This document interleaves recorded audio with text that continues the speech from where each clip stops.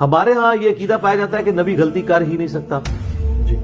پھر جب ہم ان سے پوچھتے ہیں اچھا یہ بتائیں کہ حضرت آدم علیہ السلام سے کیا ہوا تھا, وہ کہتے ہیں لغزش. اس کے لیے لفظ کچھ اور رکھا ہوا ہے.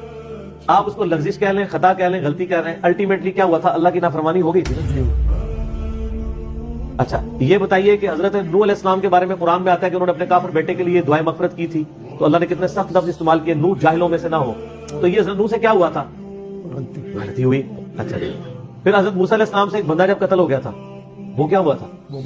پھر نبی علیہ السلام کے بارے میں جو آتا ہے کہ آپ کی منہ سے بدوا نکل گئی تھی غزوہ احد کے موقع پر, اور قرآن میں آیا نبی آپ کو کوئی اختیار نہیں ہے کسی شے کا, آپ نے یہ بات جو کی ہے.